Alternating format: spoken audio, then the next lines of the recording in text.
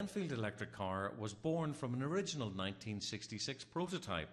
The Prime Minister Harold Wilson's Minister for Technology, Tony Benn, offered motor manufacturers the chance to develop a prototype electric car that could become just the thing during hard times when the OPEC oil cartel pushed petrol prices through the roof. Extension cable in our garage.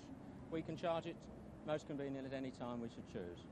Now, it takes 8 hours to charge that. Isn't this rather defeating your policy in encouraging us to use less electricity? No, I don't think so, because the electric car makes proper use of all our resources in the sense that by using an electric car, you're not necessarily using up valuable petroleum reserves. You can run on coal or water or nuclear energy. The likes of Ford and the Bond Motor Company presented their drawings and models, but it was the underdog, the unknown Enfield Engineering, that got the prize, a contract to supply a fleet of 66 cars to the various electricity boards around the country. Electric cars have been around for well over 100 years.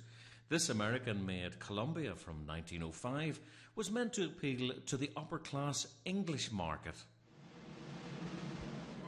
The British Enfield arrived in the early 70s with quite a fanfare for all ages. Even though the Enfield's price tag was £2,800, the cost of 2 brand new Minis, it was the small wonder of the age.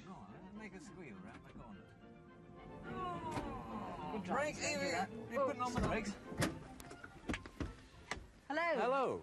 Well, cars like this may very well be the answer to towns and cities of the future. They make no noise and give off no unpleasant smells or fumes. Well, that's because it's an electric car. At the moment, of course, they might be a bit of a nuisance if you wanted to recharge the batteries and you found you had a power cut. But normally, they're very much less trouble than the petrol-driven vehicles. And it's the very newest in electric cars, too. It's called the Enfield 8000 passenger electric commuter car. It was very comfortable to ride in, I must admit. Is it nice to drive? It's very nice. It's very like an ordinary car, except, of course, you've got far less controls. There are only 2 pedals down here. The right one is for the accelerator and the left one here for the brake. And being an electric car, you don't have to have a gearbox. If you want to go backwards, you simply flip a switch here on the dashboard into reverse. And again, you don't have nearly so many dials. There's one dial in front of me for the speed, which is very important.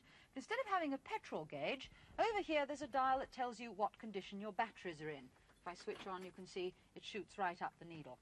Well, if you push over to the passenger seat, All I'll right, have a drive now. Go and see what I it's like. stole the motorbike last week and Pete Purvis fell about laughing.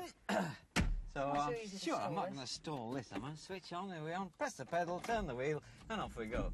Well, because cars like this are only 2.69 metres wide and, 2.69 metres long and 1.27 metres wide, they're very manoeuvrable and very handy for parking, especially in towns and cities. There's a little electric motor underneath here. Did we hit anything? Missed that. That gives it a top speed of 40 miles an hour. But the Enfield was not taken to the hearts of the nation. It ceased manufacture in the mid-70s. By the mid-80s, the Enfield was now merely the missing link between the milk float and the Sinclair C5. Not the good old milk float. In fact, it's the only really successful electric vehicle on the road, despite many other designs since last century, like the Enfield, which was designed in the 70s. But there have been persistent rumours that mass-produced electric cars would arrive at last in 1985. Well, those rumours were only partly correct. These are 2 new electric vehicles, but they're not electric cars, they're high-tech tricycles. And today, the Enfield Electric is an all too rare reminder of a great moment of 1970s eco-transport optimism.